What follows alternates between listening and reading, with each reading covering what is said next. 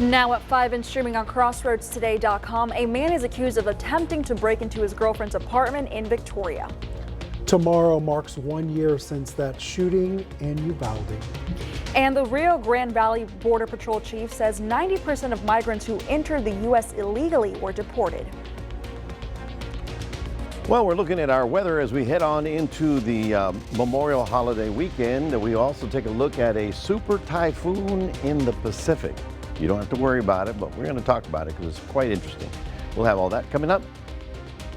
U.S. Park Police have identified the driver of that U-Haul. He's accused of threatening to kill or harm a president, vice president, or family member. You're watching 25 News Now at 5. Good afternoon. Thank you for being with us. I'm James Munoz. And I'm Karina Garcia. Last night, Victoria Police responded to a disturbance at an apartment complex at the Silver Mine Apartments. That's at 6803 North Navarro.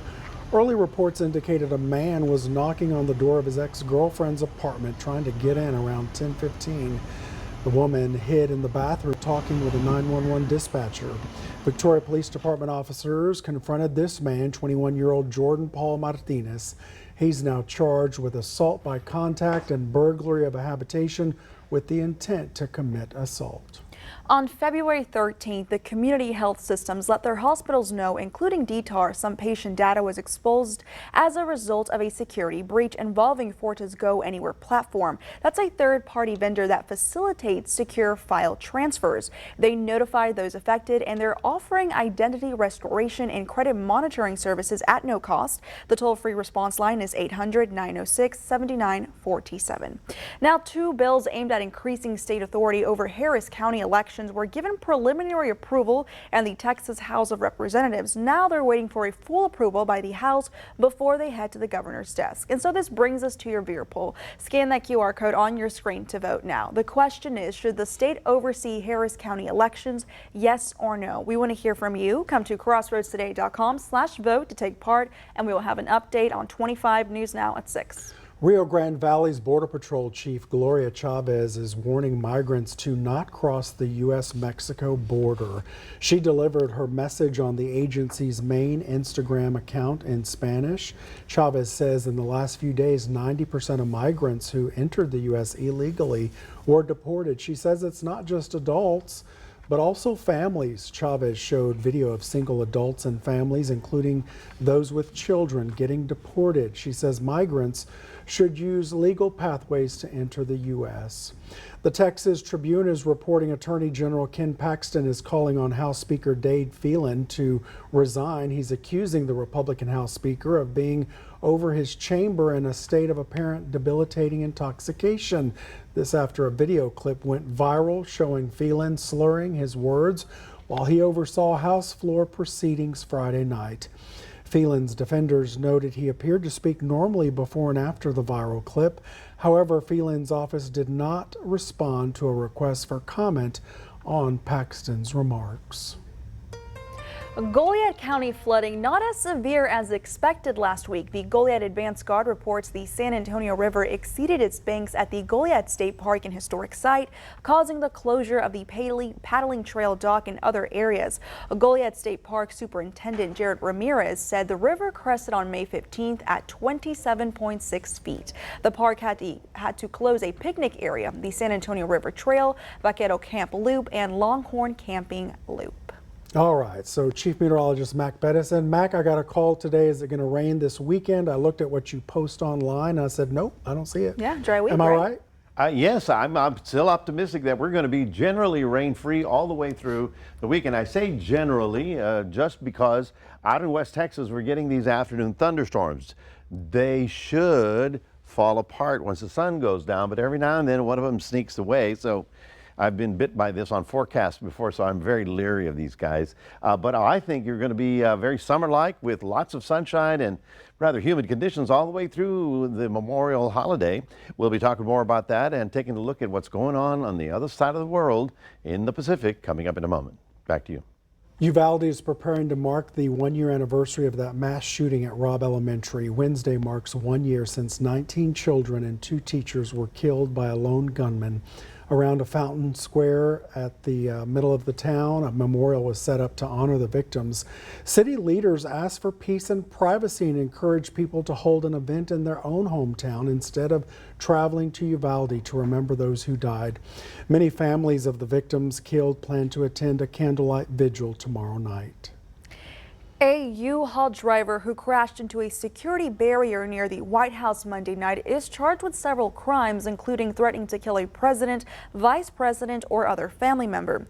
U.S. Park Police arrested the 19-year-old who crashed through security barriers. He told police he wanted to kidnap and harm President Joe Biden. No one was hurt and no explosives or other devices were found on the truck, but duct tape and a backpack and a flag with a swastika on it was removed. A motive was not yet identified. Now, Brian Koberger, the man accused of stabbing 4 University of Idaho students to death in November, was in court Monday. The judge entered not guilty pleas on Koberger's behalf. Koberger remained silent during that hearing. Your Honor, we will be standing silent. Okay, because Mr. Koberger is standing silent, I'm going to enter not guilty pleas on each charge. It is this exchange between Brian Koberger and the judge that prompted this question. How unusual is that? Very. I have yet to see in my career, which has been pretty long. Longtime Seattle trial attorney, former prosecutor and legal analyst Ann Bremner says it is a defendant's choice to stay silent, but she suspects it's part of a broader strategy. As I understand it, he's pretty obsessed with his own coverage. So he probably wanted to make a statement by being silent because he's going to watch that too. And because of that, she thinks Koberger, who was pursuing a PhD in criminology at WSU, will take the stand in his own defense. But my guess he's the kind of guy that will want to testify. And what the public doesn't always understand is this, that it's not up to the lawyers, as you well know. It's up to the client. For the murder of Kaylee Consalves, Madison Mogan, Xana Kernodle, and Ethan Chapin, Koberger is charged with 4 counts of murder in the first degree and 1 count of burglary. There are very few cases that I've seen, and what I've covered as an analyst or what I've covered in my own career, as horrific as this. Authorities allege Koberger orchestrated and carried out the deadly attack. The trial date, while set for October 2nd, could likely be delayed or moved to a different location. Bremner said she expects the defense to have the trial move, quote, anywhere else in Idaho. So we may see other things in this case that are unusual. Investigators believe Koberger killed the victims as they slept. An IRS whistleblower is elaborating on his claims of political interference in the Hunter Biden investigation. In a letter from his attorney to a watchdog agency, it tells the U.S. Office of Special Counsel about meetings in October of last year. It claims the DOJ's tax division and FBI had concerns about how a U.S. attorney's office was handling the case, claiming there were irregularities. The whistleblower says he's set to speak with the GOP-led House Ways and Means Committee Friday. President Biden and House Speaker Kevin McCarthy say talks of the U.S. debt limit were productive, but McCarthy adds there's still no progress. Time is running out with critical funding for Social Security, the nation's defense, and the overall health of the global economy at stake. Negotiators for the White House and Speaker Kevin McCarthy back on Capitol Hill trying to hammer out a critical debt ceiling deal as the country inches closer to a potential catastrophic default on its debts. It comes one day after the House Speaker and President Joe Biden held negotiations that both leaders said were productive. But after a closed-door meeting with House Republicans, McCarthy less positive. We're not there yet. McCarthy also seeming to feel the pressure of having so few days left to get a deal done, a bill written and passed through both chambers of Congress. But he insists there will be no deal without caps on spending. We are not putting anything on the floor that doesn't spend less than we spent this year. But some GOP demands, like imposing new work requirements for some Americans receiving federal aid, are non-starters for Democrats. I cannot support work requirements, additional work requirements, which are just going to take away benefits. Treasury Secretary Janet Yellen has repeatedly warned failure to lift the debt ceiling by June 1st would cause a default that could trigger a global economic catastrophe. The U.S. economy could fall into recession, with millions losing their jobs and Social Security, along with Medicare benefits. We're playing Russian roulette with the United States credit. All of the gains that we have made to get the economy back on its feet, we can see that go away. McCarthy says he anticipated speaking again with the president, but despite the looming deadline, is opposing a short-term hike to the debt ceiling in order to buy more time. Morgan Norwood, ABC News, Washington. Donald Trump made a video appearance in a New York courtroom where the judge tentatively scheduled the former president's criminal trial for March 25th. Trump pleaded not guilty last month to 34 felony counts of falsifying business records under the Trump Organization. A New York judge advised him to cancel all other obligations for the duration of the trial, which could last several weeks. Trump said the New York case and the other investigations were a coordinated effort to damage his re-election changes. Chances. Chances. We were both looking at each other. Join us Monday, June 5th for Storm Prep 2023 at 6:30 p.m. The show airs right here on KAVU TV. See how hospitals prepare for hurricane season and what they do when their facilities anticipate power issues. We hope you'll join us. Stay with us straight ahead on 25 News Now at 5. A Russian court has extended Evan Gershkovich's pretrial detention to August 30th. Also ahead, convicted murderer Alex Murdaugh is set for deposition in a wrongful death lawsuit over a fatal boat crash.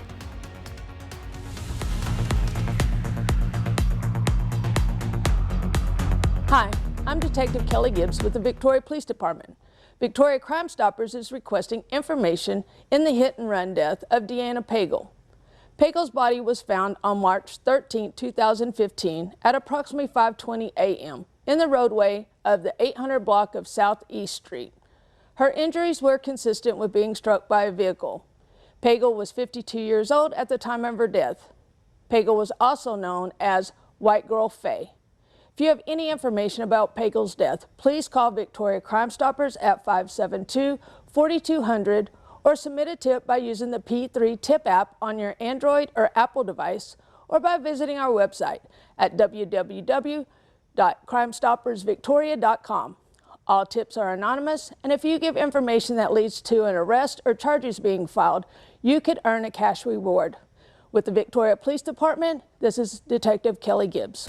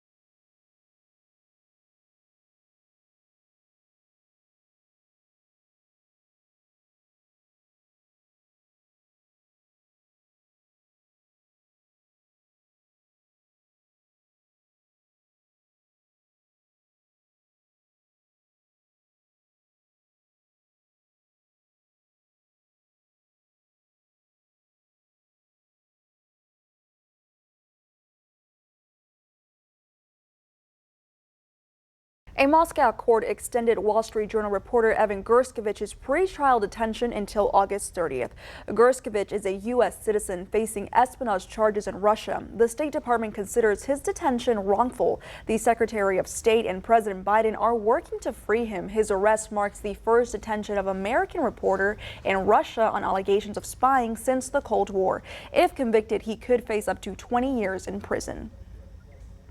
Attorneys are set to dispose convicted murderer Alec Murdaugh in a wrongful death lawsuit over a fatal 2019 boat crash. He was given 2 life sentences after a jury found him guilty of shooting and killing his wife and son. The lawsuit was filed by Mallory Beach's family against the Murdaugh family and a convenience store. The lawsuit claims Paul Murdaugh bought alcohol from the convenience store before the boat crash, killing Beach. No debt is set for the deposition. The case is currently set for an August trial date. America's deadly drug epidemic is worse than ever, with preliminary data showing 2022 the deadliest year. Fentanyl is now involved in nearly 2/3 of all overdose deaths in the U.S. The data also suggests there are other underlying factors driving up those deaths. Overdose deaths involving meth are rising at an even faster pace than fentanyl. Deaths involving cocaine are also up, jumping 24% in 2020 and 2021. Around 1 in 5 women over the age of 50 are affected by osteoporosis. It's a disease which weakens the bones, but there are ways to help slow down the effects. It rarely has symptoms, and many don't even know they have osteoporosis until a bone is broken after a minor fall or bump. It's not a painful condition, but it can make your bones more fragile and prone to fracture, which is why falls can be so devastating in older individuals, hip fractures, other fractures, etc. Dr. Amit Shah with Mayo Clinic says healthy bones need an adequate amount of calcium and also vitamin D, whether that's spending a short time in the sunlight or taking a supplement. For most people, he says, that would be 1,000 to 2,000 international units. Everyone wants a quick pill. If I just take some vitamin D or if I take some medicines, won't I be able to just keep my bones strong? And yes, there's roles for all of those things, but it's important to do some of the things that are good for the rest of your health. That includes not smoking, limiting alcohol, and focusing on weight-bearing exercises that can help with balance and muscle strength. Water aerobics can be great even if you have arthritic knees or hips, and so that can help quite a bit. Shaw says women and men should be screened for osteoporosis. The recommended age varies based on risk factors. Gives people an idea of what's the density of your bones and gives you an idea of, well, do you need some of the medications that we have that do help to treat osteoporosis? For Health Minute, I'm Mandy Gaither. The Italian Prime Minister's government passed a $2.1 billion aid package for the flood-stricken region of North Italy. The area was hit by heavy floods last week. 14 people died and more than 36,000 people were forced to leave their homes. The Italian government will immediately cover around $300 million in funding to support the package. The package includes the suspension of tax and Social Security payments without penalty until August 31st. Utility payments are also suspended. Well, good afternoon, everyone. For us, we're looking at very summer-like weather. I say summer-like because summer really doesn't begin till June. But it's nice and warm out there, and you probably felt the humidity as well. We'll be talking about what to expect for the rest of the week coming up in a moment. Stay tuned. We'll be right back with more news. 25 now.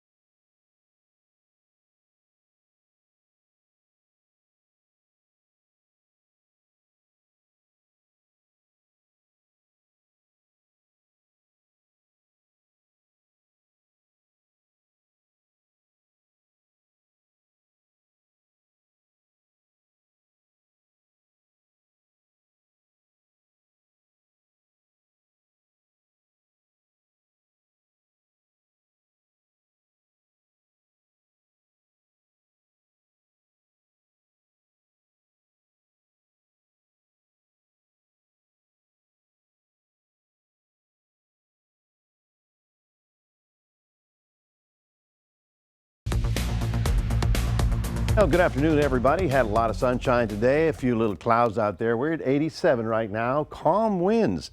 That's when it gets uncomfortable. If the breeze is blowing, well, it's okay.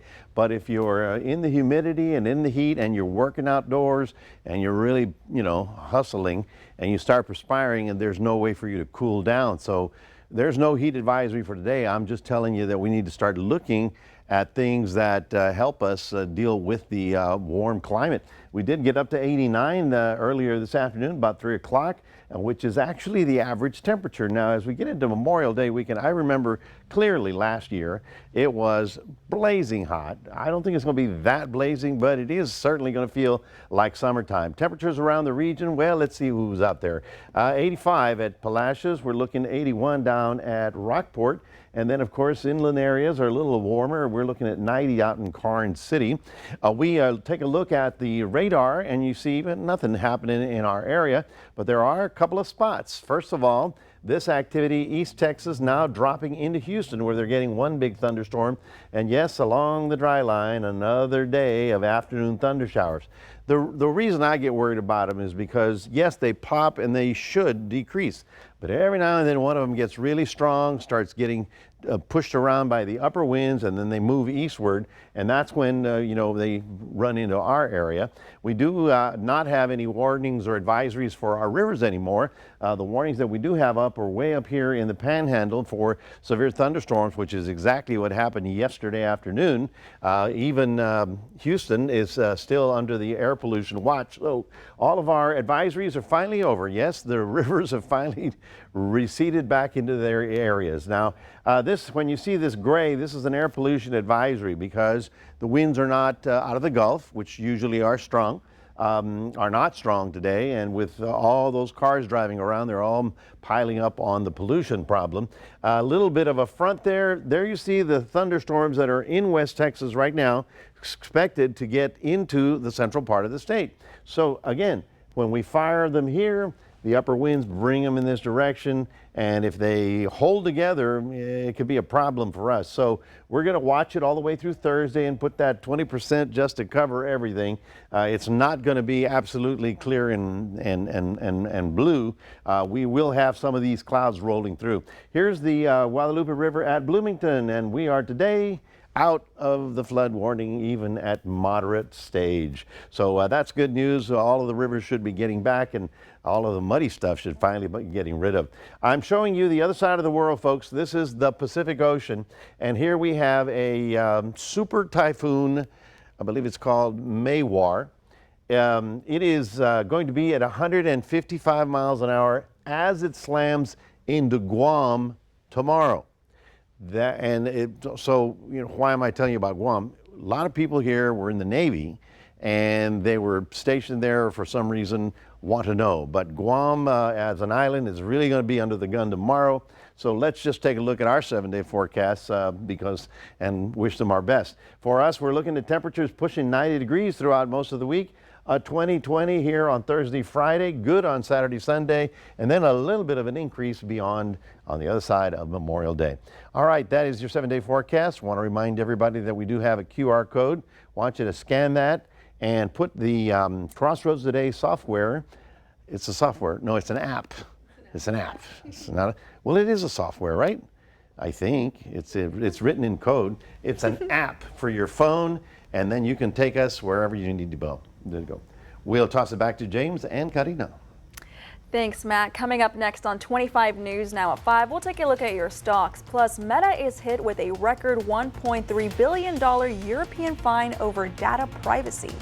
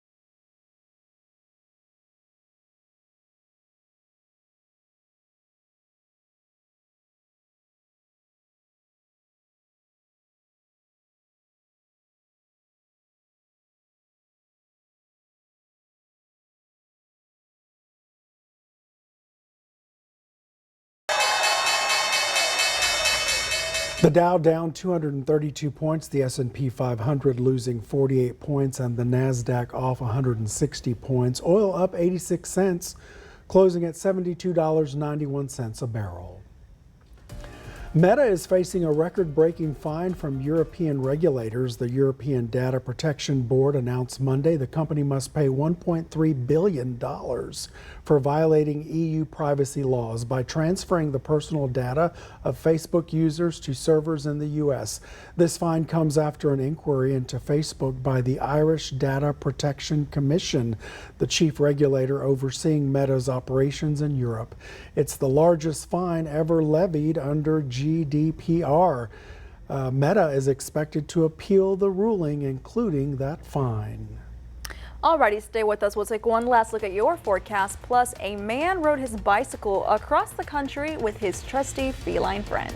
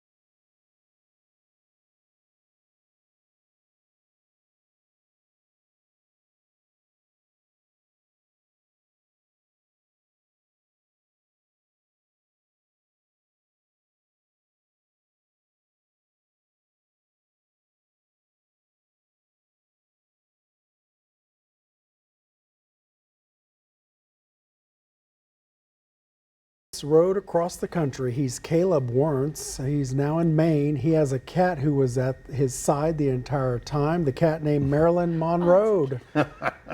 Monroe. Yeah, the cat was with Warrants when he started riding after he lost his home and job during the COVID-19 pandemic. Oh. He says having a feline companion makes it easier to make new friends on the road. He has written a couple books about the experience, one from his own perspective and one from Monroe's. What's that called? Calico, right? Calico cat. Yeah. Look Pretty at him, cat. fluffy little guy. Yeah, and so he rode across, he could have, what, done 20 miles a day? Probably, yeah. Like a year-long So process? the cat's hair is all over the place, right? All over the country. That's a trail of cat here. Yeah. Somebody's coming along with a little roller to pick it up. Well, folks, we've got a very summer-like weekend. Temperatures pushing 90 degrees. I'm putting in that 20% because of the stuff that's out in West Texas, and don't want to make sure that it surprises us. But it's looking good, quite warm, quite humid, although I don't think as bad as last year. It was so super humid. And of course, Monday is Memorial Day, and that is the day we remember those that didn't come back. So just remember the reason for the date. All right, Mac, thank you so much. And thank you for being with us. Remember, we are on YouTube as well. Subscribe, Crossroads Today. That's right. We'll see you at 6.